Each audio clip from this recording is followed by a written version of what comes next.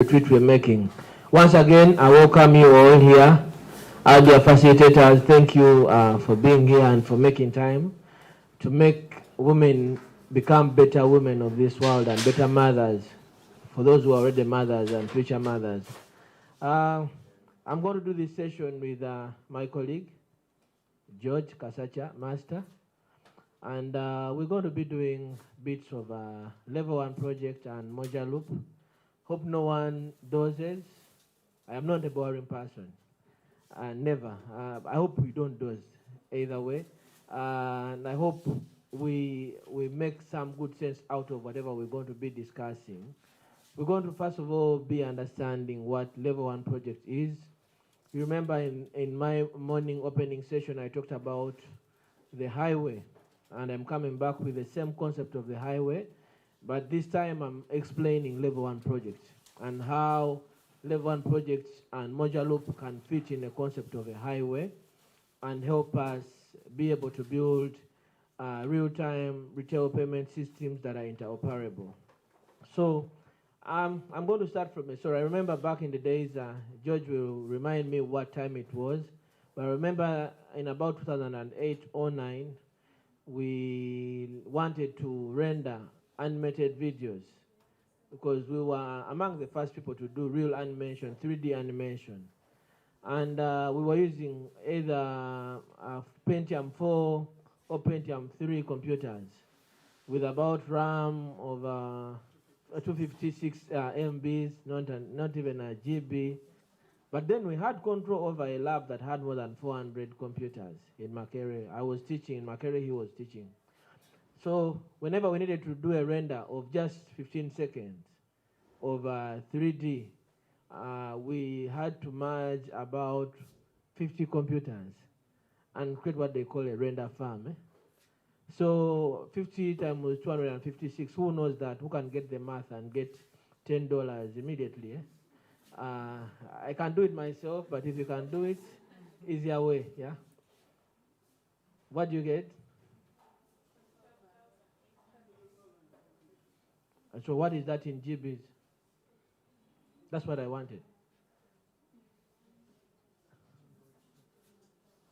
Pardon? 12 point? Are you sure? 256.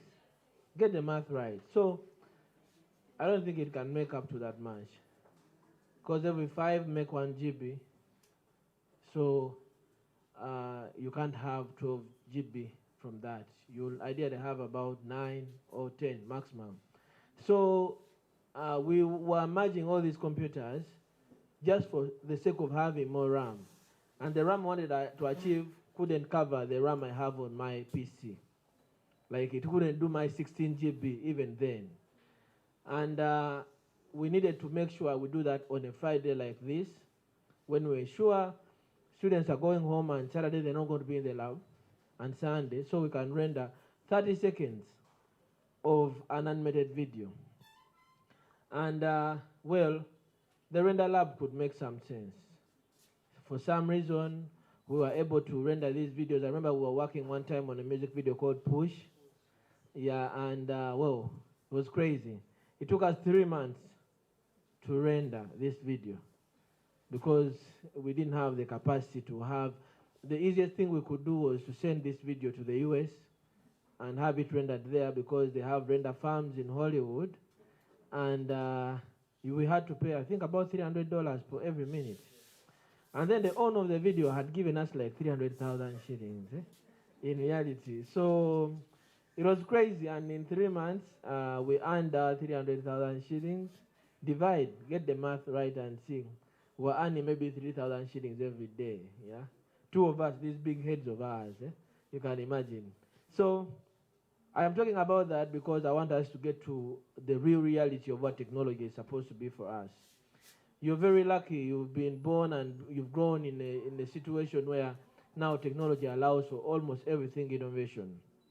This machine of mine, I always brag about it because it's a lucky one. I always say whenever I buy a machine, it should make me billions of dollars, or in the worst case, it should make me billions of shillings. But it's a lucky one because At the time when I bought it, I was working on a project, a movie project, featuring Gorola Moses called Life of a Champion. And I was having the same challenge, the render issue. I wish George and Knowlton would come down here because they're also up there. We have them here. So we were working with Wakaliwood, if you've heard about them. And among all of us, no one had a machine that could render 90 minutes of a movie within at least 2 hours. So the machine we could use, I had to hire it every day for about 120,000 shillings. And actually, we were renting it from a friend. And he had invested his about 30 million buying the machine. But still, it couldn't do the job as we wanted it. So we spent 90 days trying to get the trailer of the movie before we do the entire editing. The timeline is just about 3 minutes, but still we didn't get the real trailer out. And the machine couldn't do the render. So one time, I go to Wakaliwood because that's where we did our first bit of the production. And I'm like, wait a minute, I have paid 120,000 shillings for 90 days. How crazy can I be? What if this takes a whole year? So I bought the machine. I said, let me look for something that makes sense. When I bought the machine, Knowlton and George, our colleagues, they have won Malta Awards as best video directors in the country and in Africa. They have so many machines. So when I brought mine, they were like, wow, this is a ghost. It does things miraculously and in real time, yeah? So this movie edited the movie, this machine edited the movie is now on Amazon, and that movie is going to be on Netflix soon. Probably the first Ugandan made movie to go there. And I'm talking about it because I want to tell you that one machine now solves problems of 50 machines. And because something has done differently to make sure that that machine can serve the purpose of all of us here. So, someone wakes up and says, when they bring computers in the job environment, then they're taking away jobs. Yeah? When they do AI, then they're taking away jobs. When they do augmented reality, they're taking away jobs. But is that true? Have we run out of problems that we need to solve? So the highway and all the things I'm telling you about, the highway for me is what we ideally are going to call Moja Loop today going forward. And we are going to call Level 1 project the highway framework. One that allows you, it's been set as a framework that allows you to build any kind of rail, any payment rail, wherever you go in the world. An interoperable one, you're using it and its resources and its information freely to make sure you build the best road wherever you go. And then Moja Loop comes in as one of those roads that have been built. It's a blueprint. You can look at it, you can admire a point or two of them, and then go and build the same somewhere. But you're leveraging the same framework of Level 1 project. So the Level 1 project is an initiative of the Bill and Melinda Gates Foundation, and it was started about 7 years ago, and the initiative was purposely to help people like me and you learn how to build interoperable real-time payment systems easily and affordably. But because I have given you examples about rendering and about using one machine to do work of 50 machines, the same thing was the biggest challenge. Yes, you have the framework, you have the research, you understand things should be done this way. But how can you show everyone that actually there is a way of doing them? How do you lead by example? The example was, let us do something that can show everyone how interoperable real-time payment systems are done. So Moja Loop was designed. Well, let me first keep quiet and let George to say something, then I come in. Yeah. Yes, hello everyone. I'm George Kasacha. Usually people call me Chisacha, I'm Kasacha. K-A-S-A-K-Y-A. And I'm very honored to be among you people. You're world changers. You have to understand that you're very special. You're one of those few people who have decided to embark on a journey of changing lives through technology. Technology to be, it is not hard. It depends on how you understand it. Technology is more or less like the language you speak.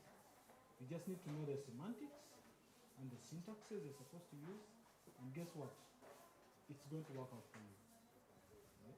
So about the machine, actually, that story is so interesting because this machine here, there is what we call 4K. It's a new standard, and all of us, when we saw this machine and the kind of footage that was being captured, it was meant for very big machines that cost around $70,000. Very big machines, like as big as this. So when this machine came in, we pressed a certain one button and everything was seamless. We were like, no, there's something wrong. So I used to call it, no offense, I used to call it a demon. I was like, this is a demon for the white people. But apparently, that's how good technology has become. Sometime back, actually, we almost got sued on one project he was talking about because we promised to submit this project in less than 3 weeks. And guess what?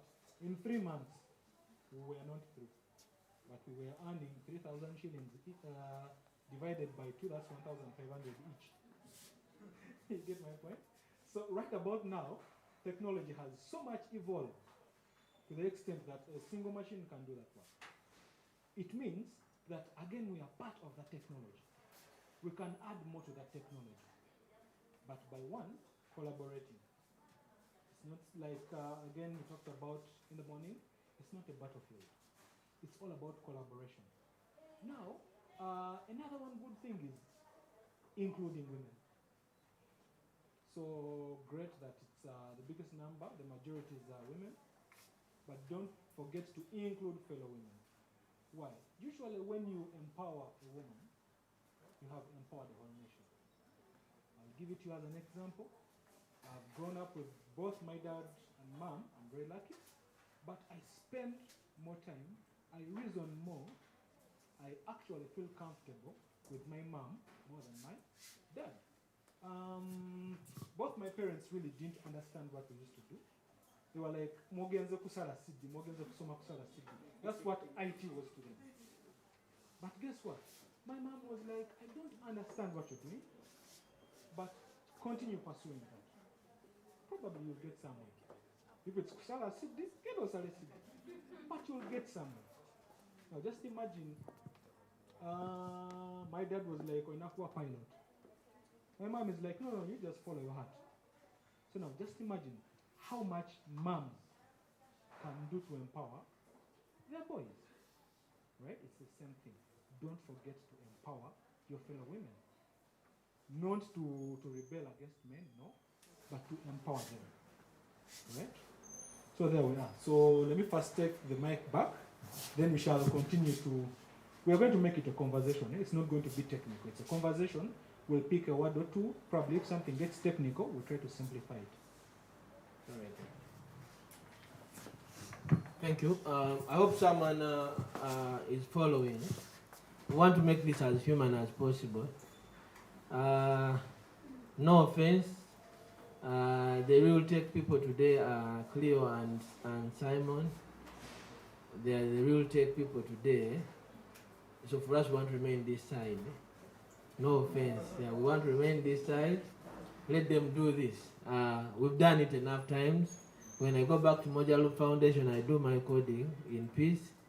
Today, I am here to do my advocacy in the same peace. I wish I could share this. We have a running Google link. Where is Nick? Did you get the Google link that was running somewhere? Where did you get it?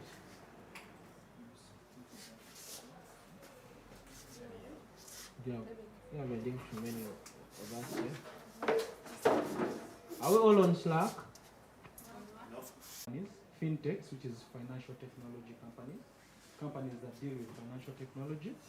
We're trying to troubleshoot and see how to fix how to connect various people onto that common rail or common ground that we can all share transactions.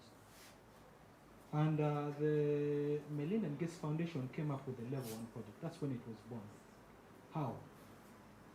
We looked at 2 billion people.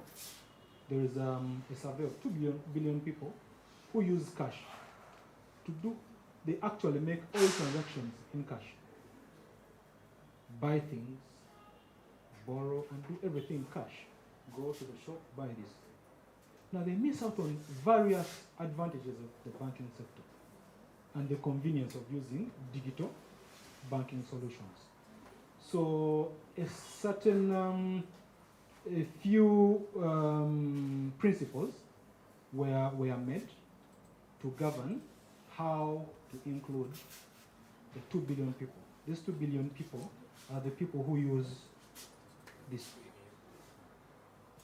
And they're mainly in Asia and Africa and the remote areas of USA and America and Europe. So those kind of rules to govern what we call interoperability, the ability for all of us, whether using a smartphone or a feature phone like this, feature or dumb phone, computers, and any other accessory that can connect to a network. These rules were formed up to govern all of that, so that we can share this information. That's how the Level 1 project was born. And we'll look through the principles. There are generally 5, but we can take them to 7. So that's how the Level 1 project came up.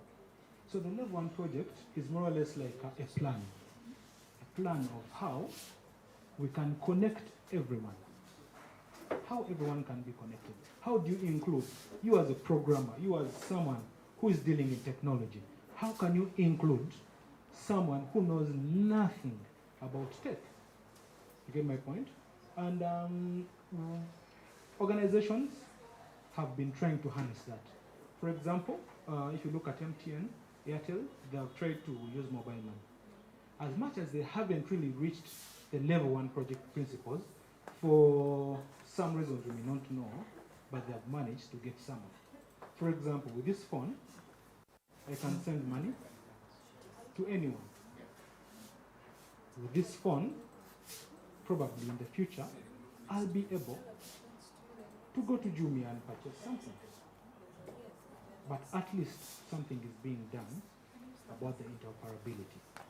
So apparently the USSD is the one that is governing the phone, the transactions, but we are here to see how we can even use Java as a language to set up interactive applications on this device, but all following the Level 1 project principles, or the plan that Level 1 has put forth for us.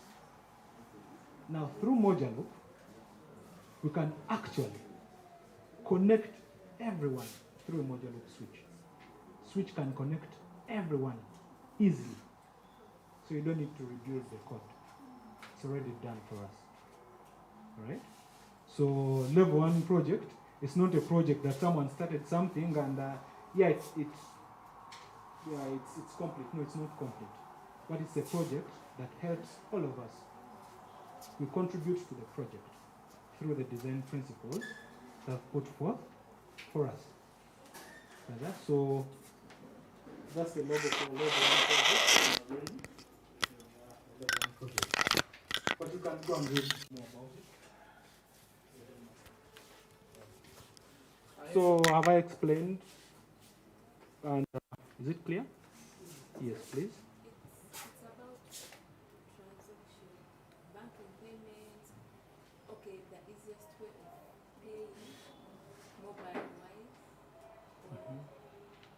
Now, the Level 1 project is part of, entails all of that.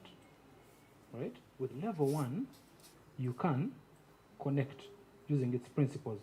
The principles state that I can connect to anyone, any digital financial service provider, to any fintech, anywhere, using the simplest kind of tech.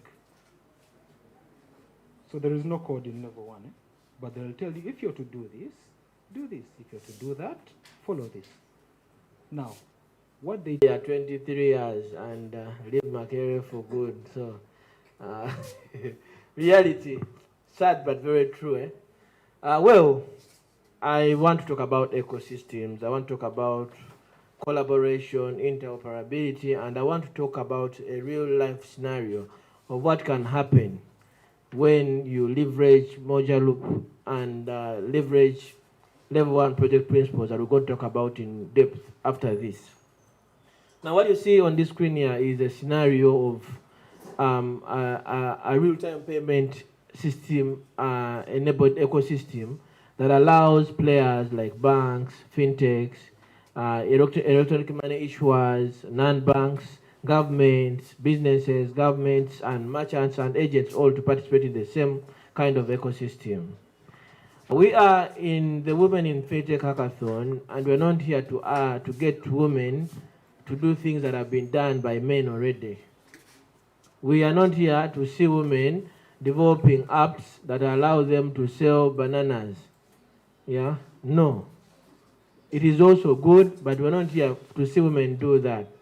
We are here to see women take lead in developing national and regional payment systems that allow things like cross-border payments. I mean, imagine a situation when you can be able to be in Uganda and have your Airtel mobile money wallet, and you can be able to make a payment in any country around East Africa. You go to Congo, you don't need a bank account, you pay anyone. You go to South Sudan, you can pay anyone, anytime. You go to Kenya, you can pay anyone with Airtel, with M-Pesa. You can pay anyone in Tanzania with Tigo. You can pay anyone in Zambia with any, no matter what network they subscribe to. Yeah? Someone has a microfinance account. You go and they need a payment from you, or you need to receive a payment from them. They can seamlessly make it without having to ask you what network are you using. Now, interoperability started way back, and it's not only about payments. But the first bit of technology to achieve interoperability was the general internet, the World Wide Web. That as long as someone had a URL, www.highpeople.com, www.clubtangaza.com, you can access them wherever they are. And you don't need to ask them what kind of website you have. Yeah.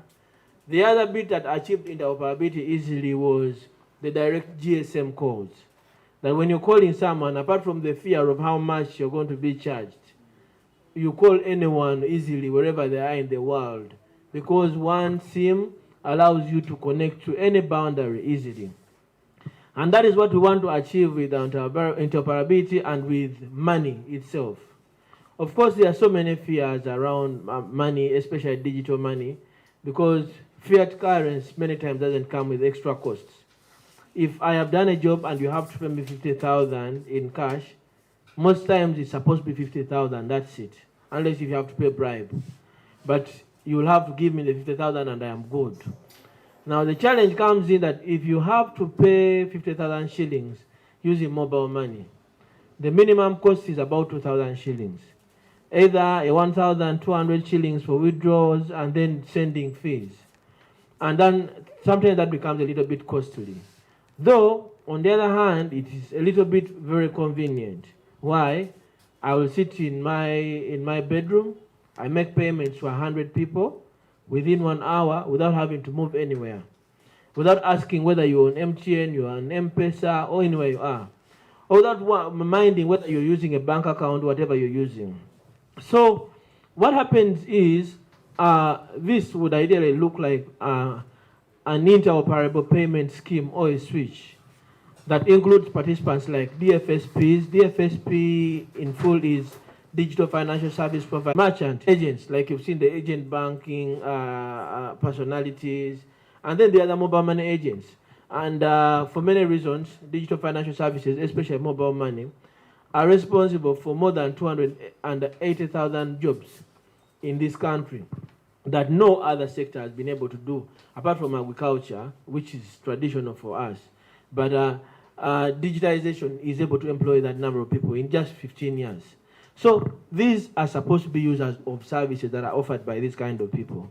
So when we come to this side, okay, we're calling this a Uganda instant payment switch.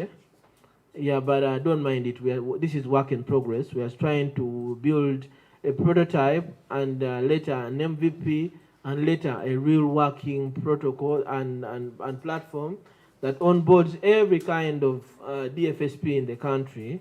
So this comes with, you will see there are scheme rules, there are governance, there are switch rules, there are directory services, there are account management, fraud management, and all this. So this, I'll talk in depth about what Moja Loop is and what Level 1 project advises designers and developers of systems, payment systems should look at. Imagine in Uganda we have 26 registered banks. We have about 8 microfinance institutions. We have a number of e-money issuers. We have more than 69 fintechs that are registered. And then we have a number of other non-banks that operate payments. And all of these every single day make payments somewhere besides the payments that you do using cash. But most times, even more than 50% of the payments that are done using cash are initiated either from bank or from a mobile money wallet. And then they become cash thereafter. Because most of cash money behavior is, I receive a payment, whether it's a salary, it is done either by business to person or person to person, and then I withdraw it and then go and use the cash as is. So for many reasons, now most of the money for some reason comes from a digital centric point of view.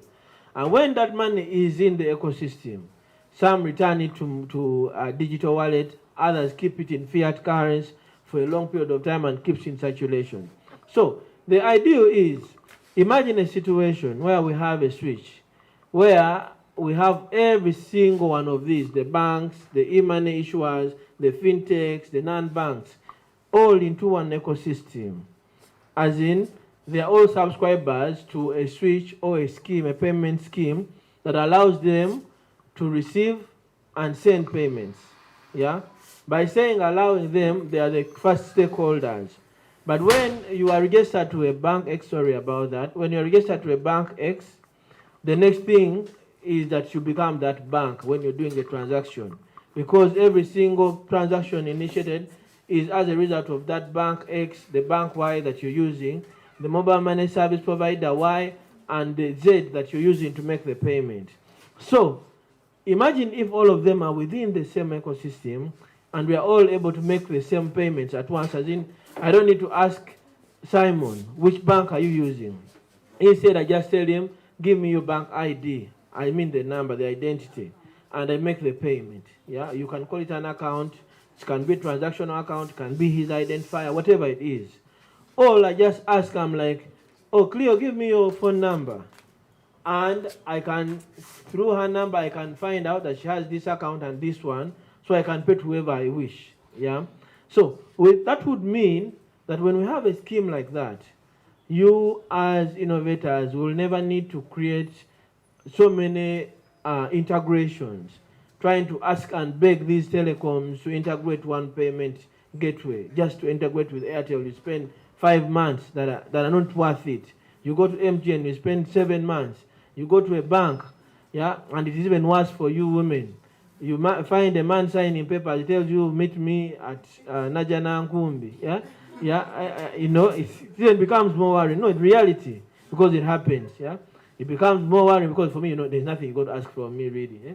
Apart from telling me, give me money, the rest, for women, you will suffer. Women have suffered, I can tell you. So, imagine when all that bureaucracy is done away with, and one day, we have one payment scheme that allows all these DFSPs to be contributors to it, and we are able to have seamless payment through all of them.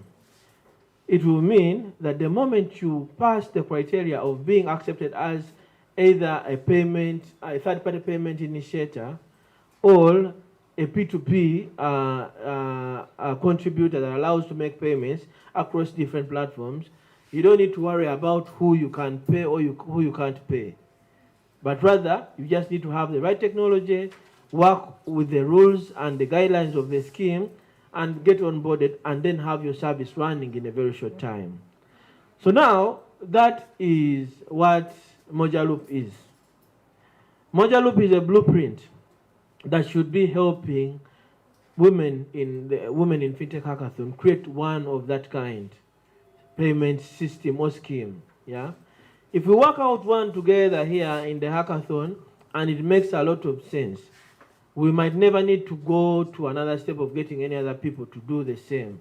Instead, we will be lobbying Central Bank and Ministry of Finance to allow to use the one we've created.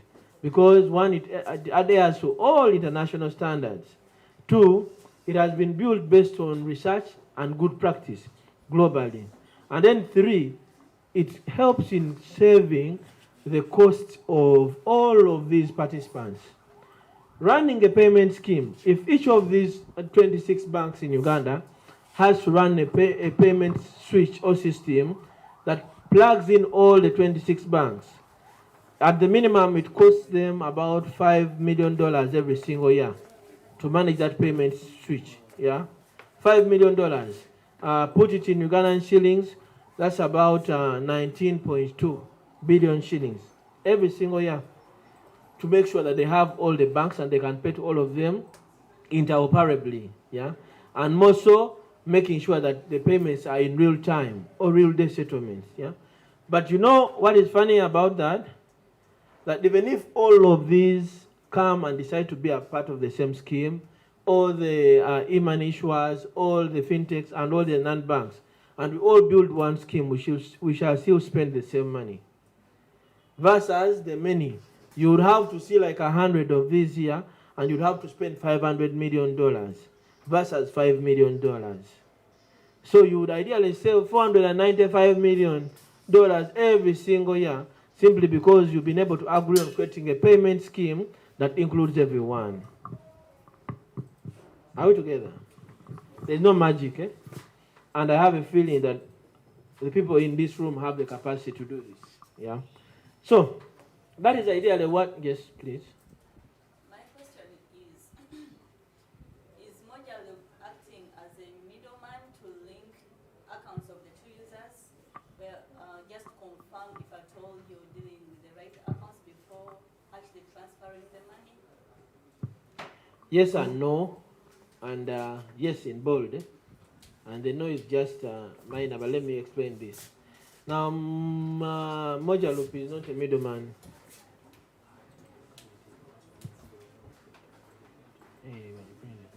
Mojaloop is not a middleman. Maybe Mojaloop can be a beautiful girl, the new girl on the streets, the most beautiful one. Let me explain this. The middleman would mean that you have to always tell someone that pay me through her. You get? When you have a broker, when you're going to rent somewhere, when there is a broker, until when they are paid, you will not sleep in that house because they are middlemen. Yeah? When a farmer has goods to sell and they can't find the right direct market, whoever buys them between them is the middleman, right? Now Mojaloop is nowhere to be called a middleman or anything of that sort. Why? Mojaloop is a blueprint. Like I said, that assume we have a road, a highway, yeah, and it has been created to show people how others should be done. You get? So I'm sure you know there are toll-free roads, and majority of those in Uganda are all toll-free. I don't even remember driving on any paid-for road apart from express, and I've never paid either for all the times I drive through it. So almost all the roads in Uganda are toll-free. Yeah. So Mojaloop would be that blueprint I'm going to put it in another perspective for all of us that are developers, yeah? Especially those who are web. Is the simple blueprint that allows you to get all the entire code of Moja Loop and copy it. You know, did you ever copy in school? Yeah, I don't encourage Emily to copy, eh? But did you ever copy? Eh? Yes. Be honest. Eh? So if you did copy, eh, there is a question, there is an answer. But if you're doing history, you can decide to edit it in your language, depending on how good your vocabulary is, right? For us who are doing physics, it was hard. A plus 9 is a 9, eh? So when you do negative 9, it is wrong. Yeah, even a minus. But in physics, I mean in history, you can put dash, what is it? Shaka Zulu, and then it is okay. Yeah, or Marie Antoinette, eh? Whatever it is. Yeah.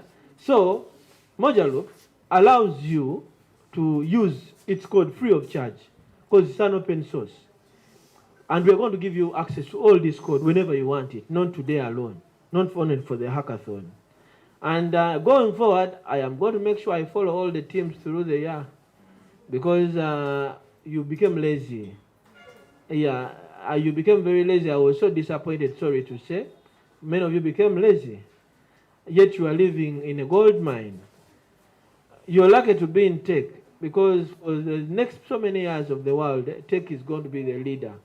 One time we shall have virtual presidents. You can be sure. Yeah, yeah. AI driven. Yeah, just be sure. One time we're going to vote with our phones. Yeah, just be sure. That is going to happen very, very soon. So Moja Loop is that blueprint. All you need to do is don't be African like they call us. Read. Okay? Because they say we don't read. When you want to hide anything from an African, put it in writing. Okay?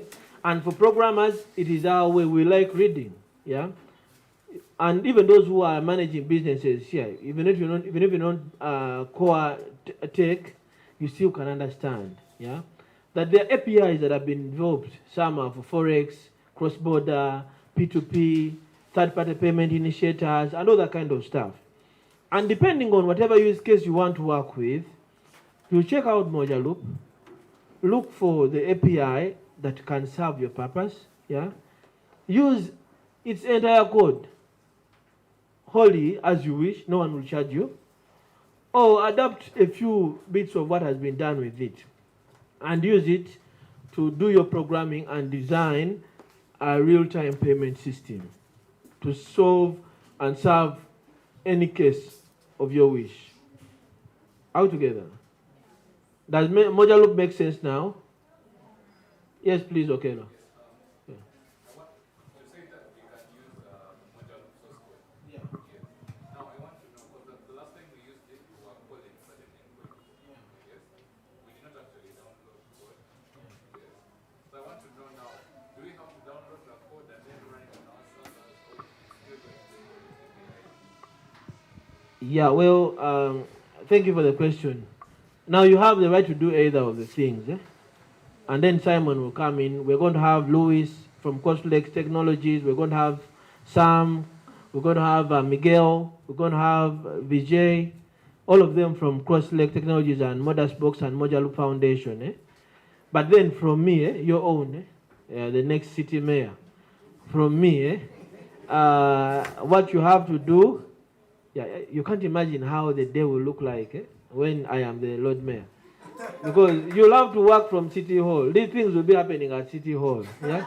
These hackathons will be happening there by any chance. Tech will have taken over and we shall do these things once and for all.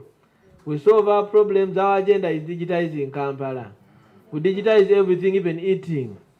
Yeah? Apart from sleeping. So I was saying, okay, Moja Loop, the code, source code is all available. So please don't be lazy. You can do either things. Do both. Copy the source code, use it as much as you can, and also call whichever endpoints you want to, because they're APIs you can relate with very easily, especially for the sake of the hackathon. But like I said in the beginning, I am not a wisher that we are in this place for people to only win money. No, I am not for that. I am a believer that when we collaborate, if we really, really have a good product, we can support whatever product it is and make sure it doesn't only go live, it helps and saves so many, and then makes you a better person, yeah, as the innovators. And the person, I mean every one of us here. So let's use everything Mojaloop has. Yeah? We are very lucky that for the first time when Mojaloop Foundation was launched, the first co-chair of the Mojaloop community was Ugandan, voted, and it is me, yeah? So we are very lucky, and we should use that chance. I'm very sure even the next Kisanja I'm coming back and I will read. They saying in Luganda, they say Ntebe Oma. You will know when I don't want to go. After 15 years and I'm the one remaining every single time. So anyway, that's a joke. But I might be getting back either because I am serving my purpose. But I mean, we have a chance. If you need anything to understand with Mojaloop, we still have a window for you to learn for free. There is training material for free. We have Club Tangaza here, they are training people, yeah. I mean, we can plug in all these things and make sure we learn as much as we can. We are all available to train everyone for free.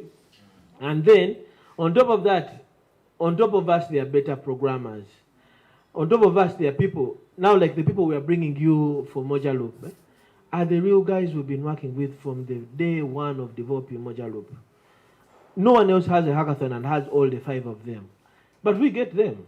Why? Because we have a privilege. So make use of it. Yeah. It shouldn't look like we came here to pass time and have 6 or 7 days, then we end in glamour at me, still have your certificates, go tell people I have them, and then your head is empty. Yeah, it doesn't make sense. Yeah. I will ideally want to find you again and talk to you every single time and witness your progress. If you asked me one time, one thing that makes me happy as a human being is seeing other people happy. For me, that makes my day, any time. But today, and as you've seen COVID, yeah, if you lost a job, you're not going to get it back. Yeah, you can be sure. If you hadn't gotten one, it is harder now. Because the people who employ people don't want to spend money. They are not startups like us. They're not thinking our way. They're not solving our problems. They are using their money to make money. So how do you fit in the same ecosystem? They all need payments. They want to enable a lot of things and systems. And we have blueprints like Mojaloop. Yeah. So as I conclude, because I hate being late and overusing time, if we've not understood what Mojaloop is to depth, feel at home. I'm coming back tomorrow with George. Yeah, I'm coming back and I'll repeat what I've said in a different tone. And I'll show you other examples of what Mojaloop is. But as of today, just imagine that for the first time in your senior 6, you've been given a chance to have your question papers 5 years before, senior 6. You have all the answers. And all you have to do is to either write your new exam and change, rephrase the questions, and get the answers and mark yourselves. And then just say, I have 97. I think I should have 94. You get my point? So now that is Mojaloop for us. Yeah? And then level 1 project is the marking guide. Yeah? You want things done right, then make sure you use this. So, lastly, there are a number of principles that Level 1 project came up with, and they think they should be adapted by all of us that are creating instant payment systems. The first one is creating open loop systems. Open loop systems mean they allow for easy integration. Yeah? When you close a system that always, when you have a home that always requires me to write you a letter, get authorization, come in time, your time, I mean, and then first knock 20 times, it means you're not welcome. Yeah? If you are, we are now advocating for all banks to create open APIs that allow you to easily integrate with all of them. And that we are going to achieve very soon, because I know it's something we are doing and we are going to get it whether I like it or not. Yeah? With the Bankers Association. Open loop, MTN should allow you to integrate freely. You don't have to go through all of them. Go and meet men who will tell you meet me in Zana. especially for the women. Yeah, open loop is we have this thing done, we got you covered. Yeah, so if you want to integrate, follow the right level 1 project rules. For example, make sure your code is right. Make sure you're not hacking anyone. You're not breaking any coding rules. Make sure you're making the right calls for whatever you want to write as code, and then get integrated immediately. Does that make more sense? The other is real-time payment. Real-time is I wish to have my money paid to me, especially in our economy, that is more than 92% hand to mouth. A border guy has 4 homes. Yeah, when he makes money, he has to buy food for the first one, his first 10K. The second 10K has to buy for another. He has his mother. You get my point. Reality. I'm a realist, so I say things as they are, and that is a reality. There is a woman in the market, when she sells her tomatoes, she wants her money because her children at home don't have money. Yeah, they don't have food, so they need to have food that day. So as you buy, they need their money. There is a hospital, the ones you've had popularly, especially in COVID. You have COVID, you're so scared to hell, you think you're going to die. When you reach the hospital, the first thing they want you to do is to pay. So if they are only having a Stanbic account or Standard Chartered account and you're paying with Centenary, and then it takes 2 days or 1 day for the payment to be transferred, won't you die at the reception? Real time, yeah? Real time, money should have real time value because money is money, whether digital or fiat, yeah? Irrevocable is, there are those instances when people make payments and they can reverse them easily. All the instances of having to issue things like checks. I can give you a check and then I call my friend, my female friend at the bank, tell her, I want to take you for lunch, can you cancel that check? Yeah, and the reverse is true. Yeah, I call another, you get my point. And you know what will happen? You have the check, you have no money. I cancel the check, you don't get the money. I go in peace. So if I had my ticket to go to Bahamas, I would go and you'll never find me anywhere. And life goes on.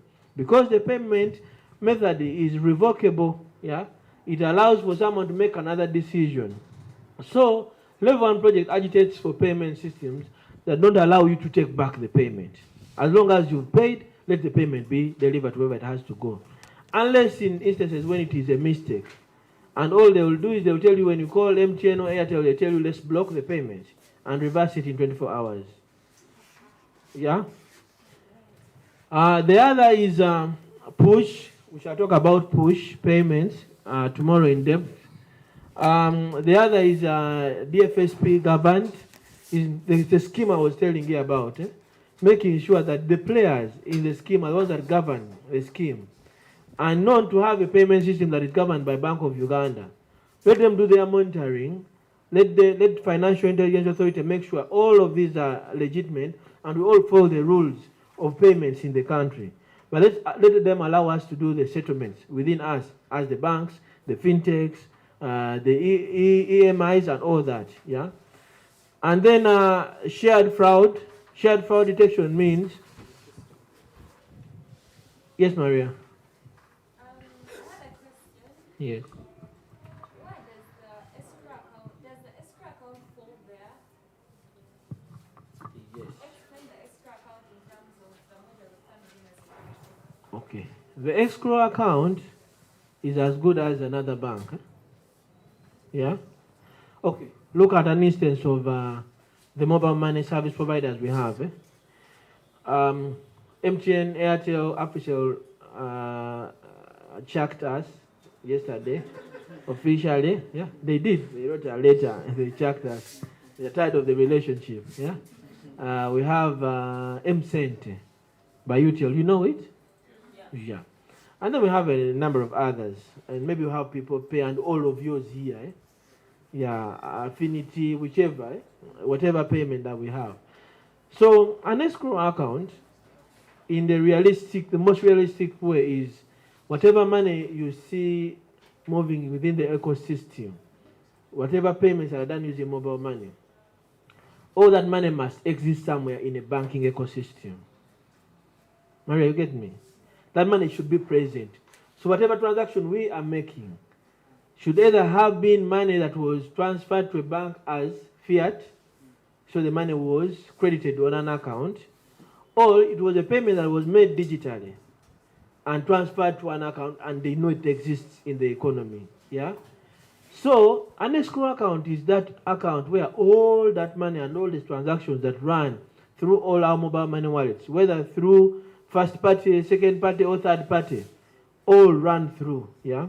So in the end, if you are buying something from Fresco, you're buying pizza from Fresco, and you are paying using mobile money, and there is an initiation that is done from a Fresco website, what will happen is, as long as the payment is being made using mobile money, the final payer, that money is somewhere on the escrow account. So I think MTN has 2 escrow accounts, one in Stanbic and the other in Equity Bank. Yeah, Airtel I think also has 2. Yeah, and they all make sure that every single day there is a balance of every single transaction, looking at what was credited and debited every single day.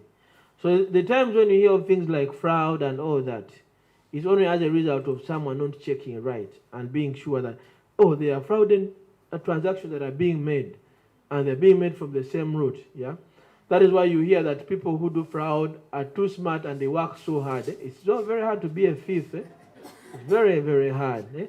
Like it's the hardest job. I mean, how do you tell me to have 200 mobile money accounts? I have SIM cards, I have chain ABCD. For all the years I've been in my life, and when all the years I've held a phone, that makes sense. I've had one SIM card. So tomorrow you tell me I should have 200 because I have to steal 500 million. Over what? Yeah. So that money, that fraud happens as a result of people having so many of them, and that's why sometimes it's really, really hard for people to track it immediately. But later they will notice that maybe this was actually fraudulent. Yeah. And how you notice is because there is reconciliation that is done between the bank and the mobile money service provider. So somehow, if there is a third party, like a utility service enabler, like maybe you have a third party initiator, maybe someone allows to pay for your car or any other service, then the reconciliation has to be done from 3 phases. The initiator has to get their money. The utility owner has to confirm that they received it, and then the issuer of the payment, and that is the enabler, either the bank or the mobile money network operator, also has to confirm. And that is when we come to something like same-day settlement as a rule, that in order to make sure that we reduce on fraud, before every 24 hours of a day end, we make sure that we have settled every transaction, and we ensure they were either okay or there were some that were fraudulent. Maria, does that make sense? So, unless if there is another question. Yeah? Yes, okay, though. Yes, about the payment settlement. Yeah. If a transaction is made to the EFSP, Yeah. of course they have accounts, that means money must actually be transferred from their Yeah. account there. So now, for the settlement fee, is the money actually put in a fully automatic bank account? For the settlement? Well, the settlement happens in different ways. For instance, when you go and bank money, I don't have any cash notes on me. I'm not a cash note person. I can spend a whole week without a cash note. And yes, Okello, you went to the bank and deposited 100 million. You're going to deposit that very soon. Take the blessing. Yeah, take it.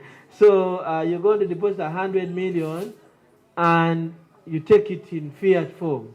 Take your cash notes to a bank here at Acacia. Yeah? Before the day ends, either there is reconciliation done at the branch, and they count every note to be sure they have all the amount that has been credited on their accounts. Yeah? Or they'll have to take it to their central point. Yeah? Maybe their headquarters, and make sure they have all the money, and the settlement is done there. So the settlement is why most times you can, if it is not fiat, if it is not cash notes, that is why you will receive a payment and you can see it on your ATM when you check, but you can't withdraw it. You get it? Why? You receive the payment from South Africa. So they are still trying to make sure it is legit, the money has been transferred as is, so that it can reflect on your account and be withdrawable. You get it? So until when the settlement is done, and the DFSP that made the payment initiation plus the recipient confirm that they have all, the one has been credited, the other has been debited, you will not have a settlement. And we think that should all be done during 1 day, and 24 hours are enough to make sure they have enough fraud checks, enough inquiries to make sure the payment is legit, and then they have your money paid. Does that make sense? Thank you. Anyone else? Emily? Okay, just wanted to get clarity for the escrow account. You Yeah. say that MTN has 2 escrow accounts, which Yeah. is Stanbic. Yeah. Is it where MTN stores all its money? Well, MTN doesn't have money, if I'm to say that. Sorry, I don't know whether, but they don't have, they use our money. So the money, yeah, am I wrong? The money that is on the escrow account is our money, ideally, right? When I send you a payment, like we're about to send some payment to Team Affinity and Hack Girls and who else, I've been told there's some money coming, so I'm going to be your friends this evening. Yeah. So like the moment the money is transferred to your mobile money wallet, that is when it goes to their escrow account. Yeah. I mean, if I had it as cash, if I'm getting it from my bank right now, it's not on the MTN escrow account or Airtel. Yeah. The moment I transfer it to yours, which nowadays happens in a minimum of 15 or 30 seconds, yeah, it will go to your account, be credited as your money, but then wholesomely be owned by one escrow account, because you don't own an account in Stanbic or in Equity Bank. You get? So the only one that is responsible for making sure it is totally banked is the one that owns the escrow account. Yeah, that account is like any other, only that we give them names, call them escrow. One of the things that people wanting to call them sir, who, whatever. It starts from there. It all starts from that feeling where people want to be called, I am this one. When you don't kneel, I don't do this. You get it? It starts from there. So that's why we call it an escrow account. But it is an account like any other. The only difference is that it has so many other levels of protection. Yeah. No one is going to allow anyone to withdraw money from it. For example, the criteria of how it is open, how they allow them to operate it is, unlike me who will work with my national ID to any bank nearby here, and then ask them to open for me an account, and I don't need to call the Governor Bank of Uganda to know that I'm opening up one. Yeah. When you have to open an escrow account, Central Bank must approve. So you must have so many other documentations, what we call the KYC. So the same way they demand for KYC from the consumer and the users of the services, even those that own the escrow accounts must adhere to KYC standards as set by the regulator. Right? I've consumed more time than I was supposed to. An issue in Kenya about 4 years ago. Equity Bank had a very big battle with Safaricom because Safaricom was growing so fast, getting transaction accounts registered every day. By that time, it had about 28 million. And then the same operator was making a lot of money, transacting a lot of money on an account that is held, an escrow account that sits at Equity Bank. So Equity Bank thought there was a way of working around and them operating on a mobile ecosystem. So what they thought was maybe they would get micro SIM cards and work with them. Wherever that battle ended, it was a bad one.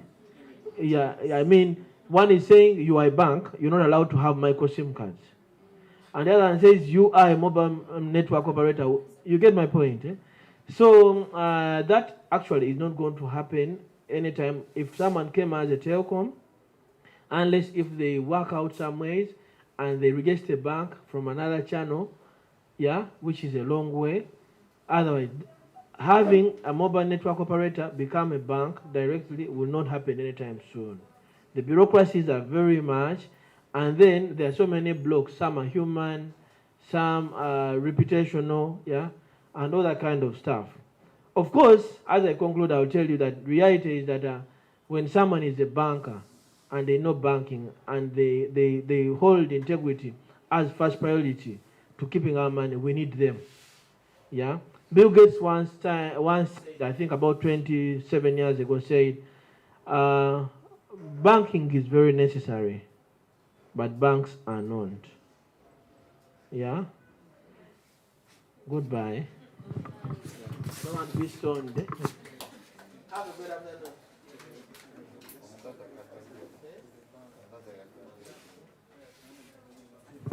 No, George, sorry, I'm not letting George conclude for me. He will tell you things I don't want us to say today. See you tomorrow. God bless you.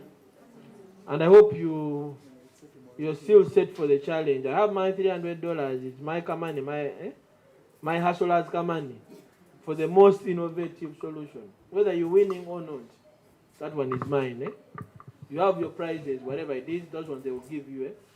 But mine, as long as we sit together and we have our democracy and we all agree as teams that they are the best, the most innovative, they might not have the best execution, then mine will be available in cash. I mean mobile money. Yeah. Thank you. Yeah. Simon.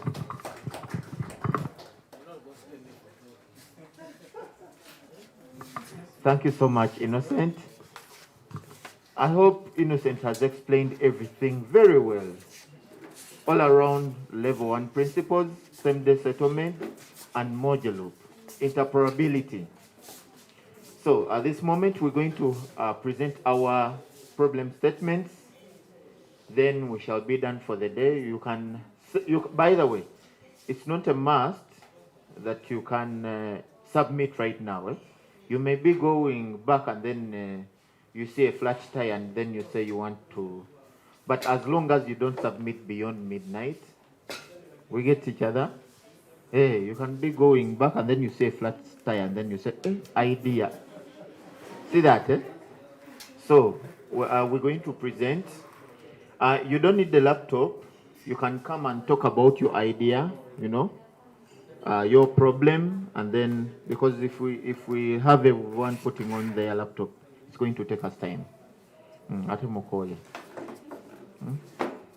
Do you know how I yawn? I yawn by calling Jesus. Hallelujah. All right, so let's begin with, okay, this is clockwise. I've always begun this side, so let me do this side. Hey, you're supposed to be ready all the time, so attack.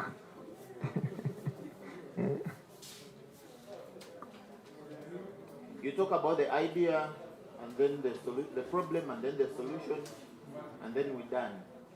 The moment you say, I'm clapping, yes. Good evening, everyone. My name is Gloria from Bell Beauty. What our solution is, it's a digital platform that we're developing to connect beauty service providers to their clients. So right now we're focusing on 3 beauty solutions, that's hair care, nail care, and makeup. So our problem, we found out that the process of searching for and accessing beauty solutions is very tasking and time consuming. We know many women, I know a lot of women here can justify out of the time in your week, you have to delegate a day over the weekend to go and sit at either beauty parlor to access all these services. And it's not just the clients that are being affected, it's also the service providers. So our solution came out of 2 ideas. 1, for convenience, and 2, courtesy of the lockdown. We noticed, let me speak about the second one first. We noticed that when the lockdown happened, the beauty industry wasn't considered essential. And yet, many women in Uganda are employed in the beauty industry. A lot of women are hairdressers or even nail technicians or even makeup artists. and they feed their families through this. This is their livelihood. So we looked at this and we realized that there was demand for beauty services. As much as it's something that's considered vanity, women still want to look good.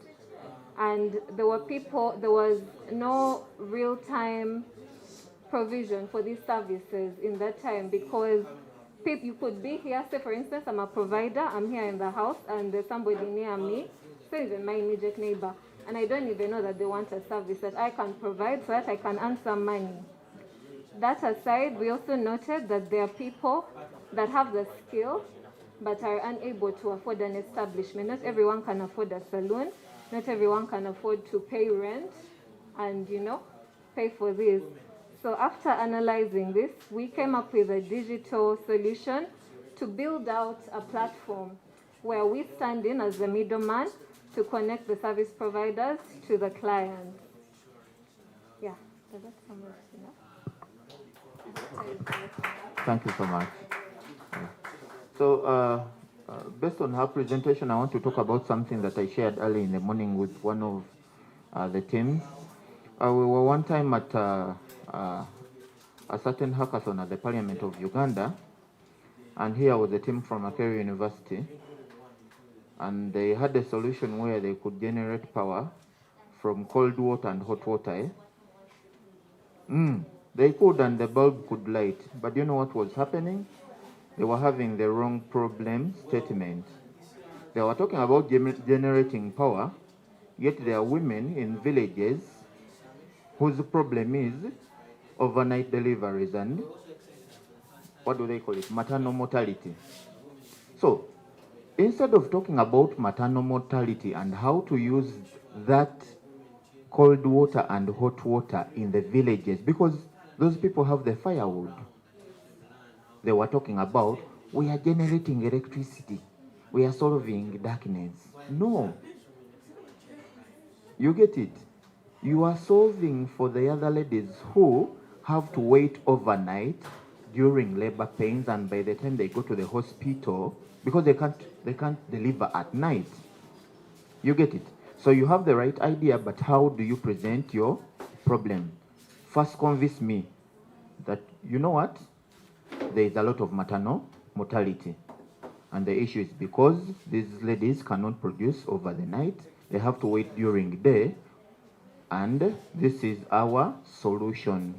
We are mixing cold water and hot water to produce light for these ladies to be able to. Are you saying that that is simple? Eh? Okay, I'm calling on another team. So the way you present your problem and the solution, haven't I done it in 1 or 2 minutes? You got the idea, you get it, eh? Yeah. So you don't need to write 17 paragraphs.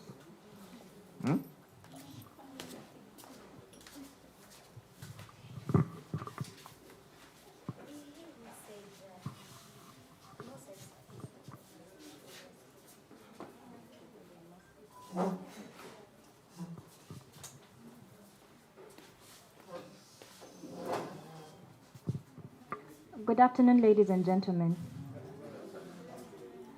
It's good to see you all still up and lively at this time. This is normally my mid-afternoon nap hour. So I'm struggling. So I am Namone Brenda Tabitha from Team Moves, as I'd already earlier mentioned. And our solution is called Kamani. We realize that a lot of people and small business owners do not properly budget for their businesses. Most people living hand to mouth end up spending more money than they are making in a day. You find that someone has spent quite the amount of money buying stock and does not exactly make the right returns from that. Or someone is putting into their pockets but spending more than they can earn, right? You are spending about 500,000 in a month, but your income coming in could be around 400,000. So you are left with about 100,000 in excess, leaving you with nothing to save on the side. So what our solution offers is an intuitive and exciting way for people to be able to keep track of their finances and build a financial independence kind of thing amongst themselves or within themselves.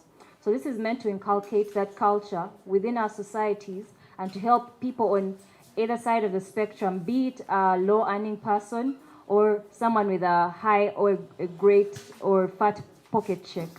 So that is what we are looking at. All right, so couldn't I summarize that into poor bookkeeping and under expenditure or over expenditure? One word solves everything, and then you said we want to track finances of inventory, stock management and inventory. See that? Hey. Yes. Hey, Musmentai, that's another team. You see, you need to find a way of telling it precise. We talked about it in the morning, precise and brief, you know.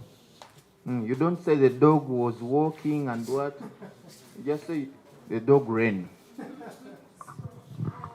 Thank you so much, Simon. So in short, you want just something small. You want a better.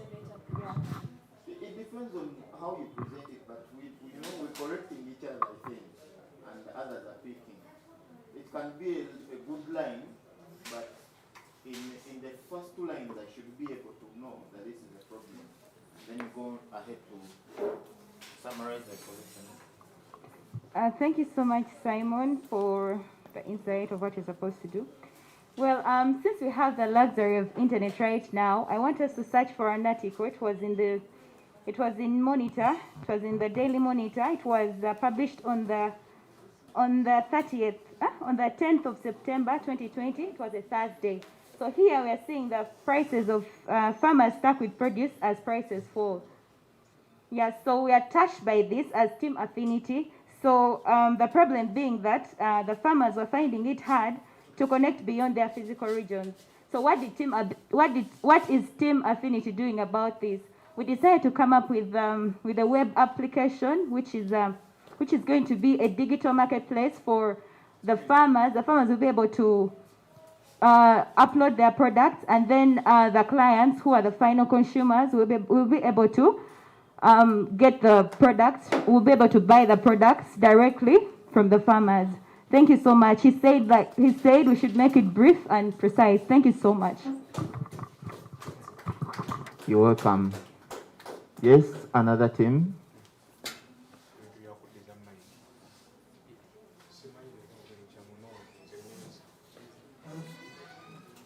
As she's coming, tomorrow we can be here at 9. We're starting the session at 10, and then we're leaving early.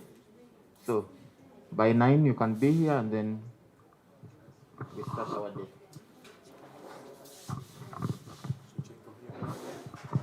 Good evening, everyone. Our Vivian Maria.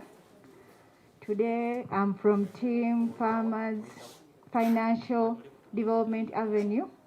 And how we came up with that idea, we noticed that during this COVID-19 period, very many people in Uganda have been lacking food. Yet our country has a very favorable climate to support farming. And there are very many people that are interested in farming, but they don't know how to farm, but they would like to invest in farmers. And very many people have lost jobs, especially the teachers, and farming has been available. So our system is going to be a mobile application for the farmers, and on our application you can access loans. Then we will be having investors who would like to invest in the farmers. We will be having an insurance platform for the farmers.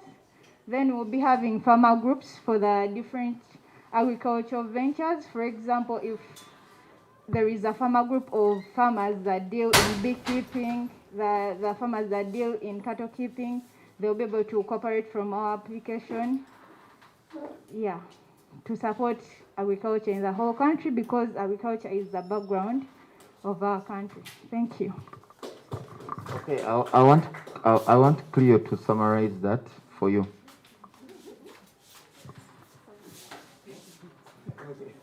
So the thing is, is as easy as saying very many farmers lack connections to good finances, produce. And we are creating a mobile application to make sure that they have loans so that they have finances to connect them to investors.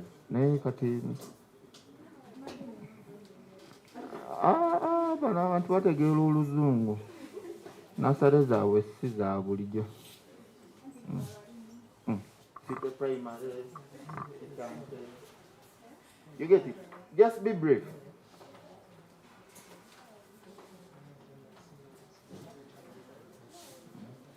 When I say why didn't you come, you say you didn't have transport. I say now when I get into the taxi and what? Good afternoon, everyone. I'm Diana. I'm team lead Grobies. Our application is a digital platform that is going to help small-scale businesses, small and medium enterprises, find funding in form of working capital and seed capital.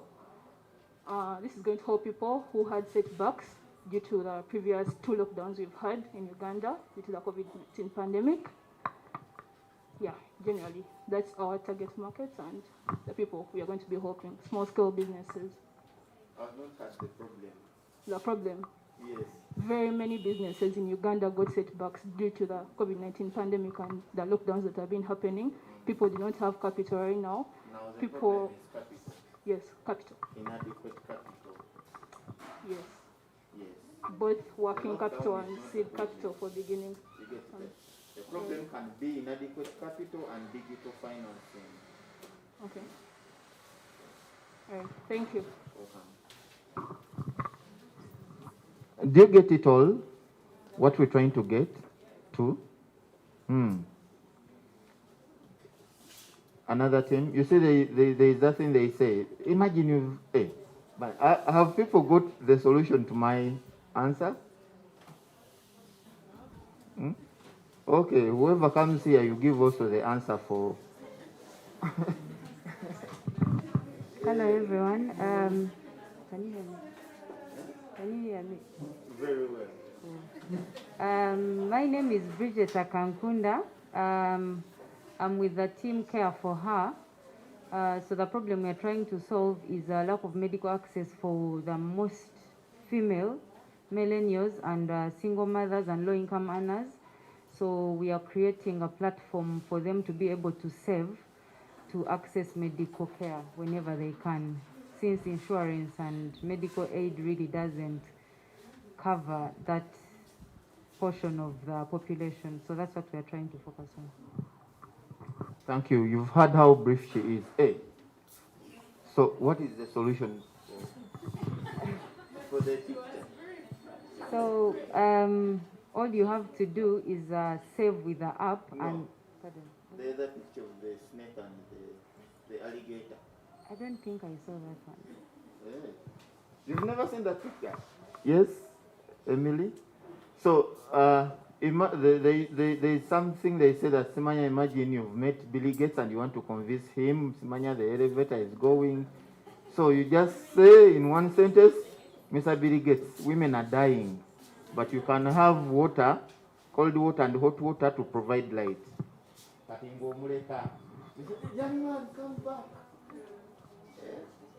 Hi everyone, I'm from Team PesaJet, and PesaJet is a business payments application. Today and this week we've come with a solution called Farm More. You hear the name, we want people to farm more, and we are looking at basically all farmers in Uganda and outside. We pray to grow that way. Plus, we are looking at people who carry out farming on a small scale. What we want to do for these farmers is help them get farm input. There are 2 ways to this. You can use your own money to get this, or you can use the loans that PesaJet provides, which are at a very low interest. Then we are planning on partnering up with storekeepers, who these farmers can get the products like insurance and many other financial services. So basically that is it. We're trying to empower teachers so that they can also love what they do, like other professions. Are they teaching on your platform or only money? Develop is a web application that will help to give those NGOs funding, access to funding, like connect the NGOs with the what? Donors. Yes, with the donors, and also help in wiring that money seamlessly and interoperably. You can look at bionic.com, eh? You can look at bionic.com, so don't say the solution is not there. Mm. And then you find a way of modifying it to suit beyond what Bionic is providing. Mm. You know Bionic? You know Bionic?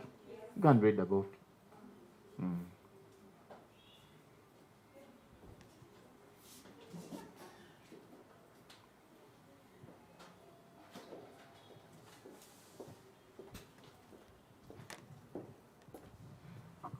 Good afternoon, everyone.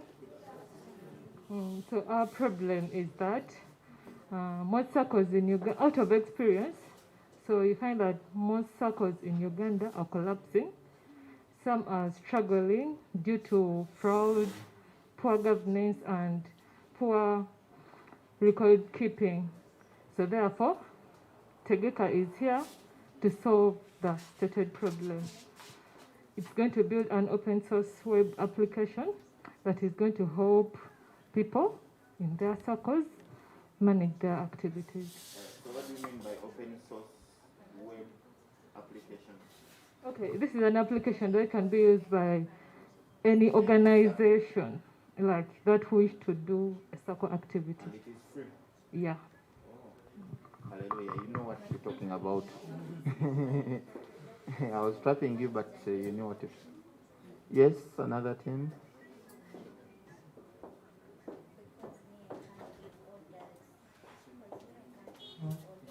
But you should find a way of making money. It's a good idea. Yes, hi everyone.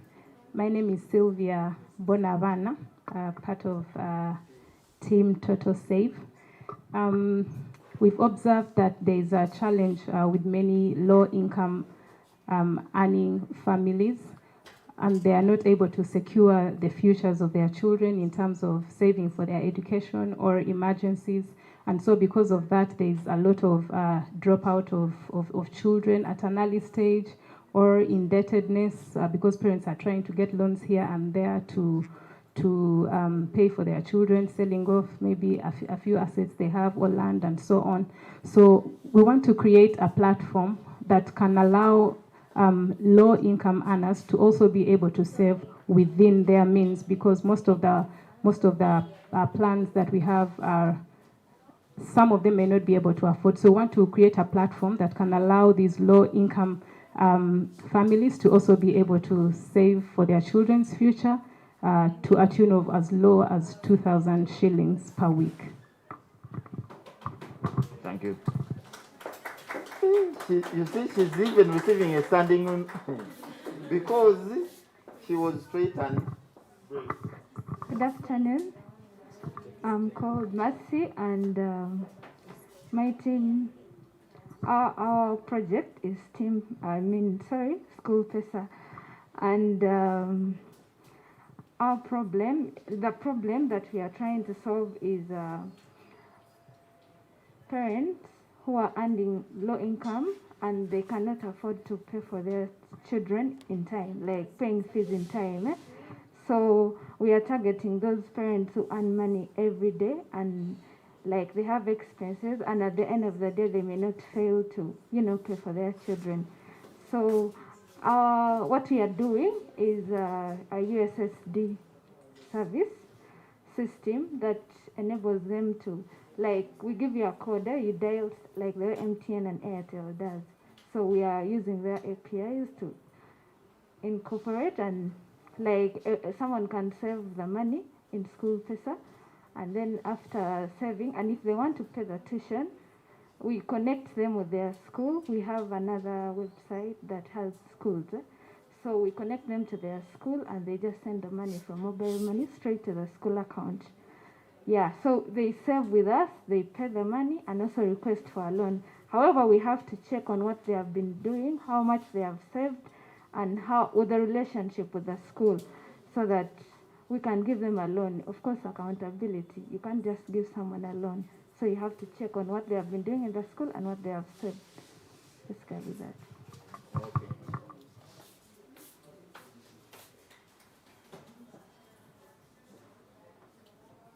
Do not forget that some of the decisions are meant to be made by you and your application. So there are certain things that are supposed to be run by the application, and then certain things that are run by you. For example, if someone is saving 2,000, where do you earn? That's a decision done by you. What percentage do you earn, and when do you earn it?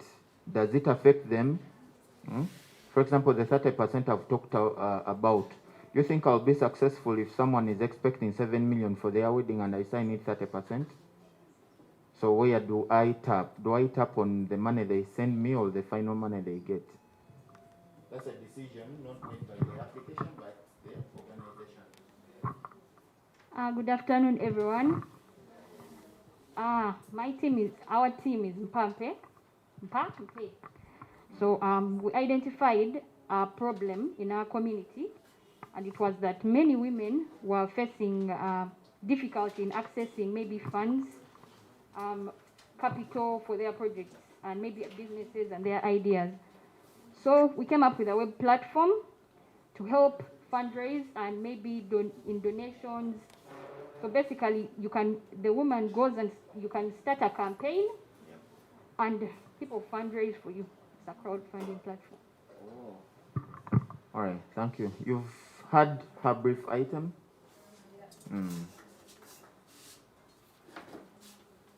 All right, so as she's coming, the question was, imagine the lion and the snake and the alligator, eh? What do you do? You tell them the answer. I was looking for. What do you do? I just stop imagining. Yes, you stop imagining. So those of you who were attentive, you stop imagining. Yeah. So I'm Nakacha Fauzia from Kasaiba team, and let me first talk about the problem. Young women in Uganda save in different ways. Some join groups, circle groups, or some join rotational savings. Basically, rotational savings, this is where women join as a group. They save for a particular purpose. They give it to someone, and then they save again, so the cycle continues. So our solution is a mobile application that will allow individual savings, circle savings, and rotational savings.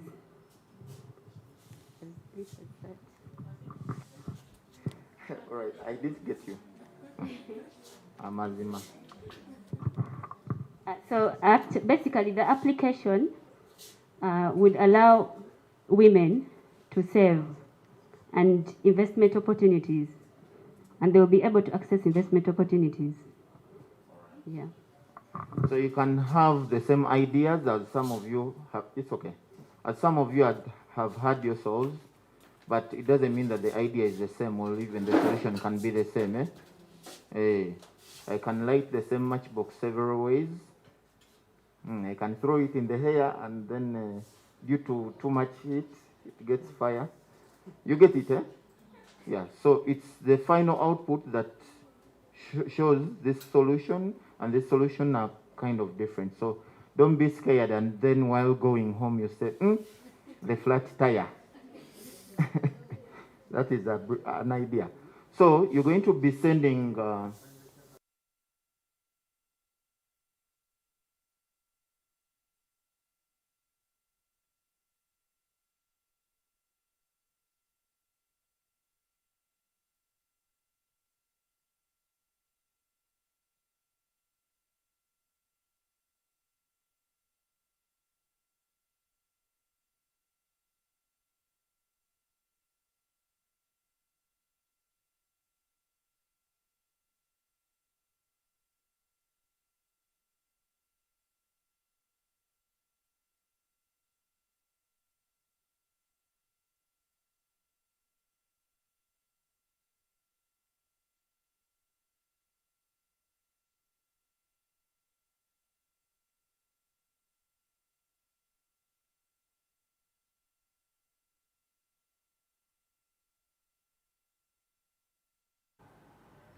9012.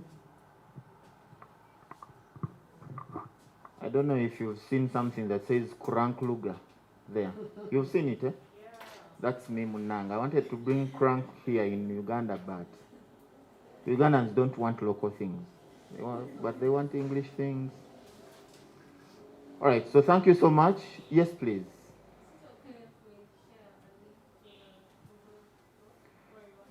Actually, I wanted to do that, but you'll find, one, you may share, and then we have accessibility issues. That is one. Secondly, you'll find I've ever tried to access the same file that was accessed by 200 people, and Google said no longer accessible, it has over been accessed. So that's why I didn't create a drive or a Dropbox. So you can just share on the WhatsApp, we shall download the PowerPoints, and that will be okay.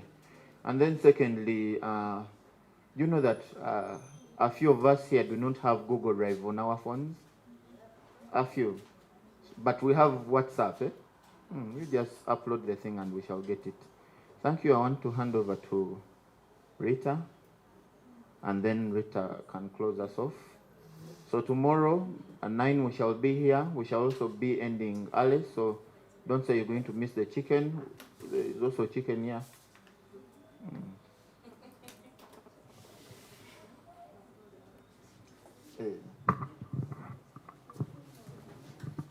Oh, let's put our hands together for Simon.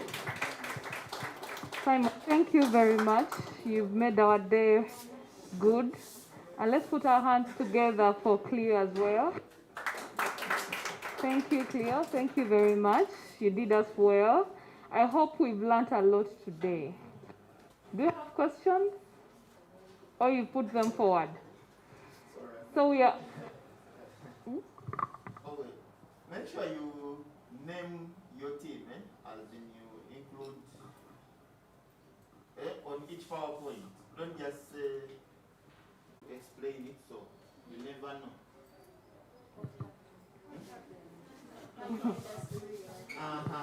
So you keep coming and listen to the CEO very well. You'll see what happens. The word is money, money, money, money, eh? Yeah? You go happy. In your pockets, eh? You get awarded. Yeah. Okay. Let me say a short prayer and then we leave, yeah? King Jesus, we want to thank you for this day. We want to thank you for the opportunity you've given us to expand on our knowledge. Lord, we want to appreciate you for the facilitators you've given us this day. And we want to dedicate our lives into your hands as we go back home. Keep us safe, protect us, take us through all the challenges, Lord, and bring us together and safely tomorrow as we glorify your name. Please take over. In Jesus' name we pray. Amen. Okay, bye-bye. Safe journey. Thank you all.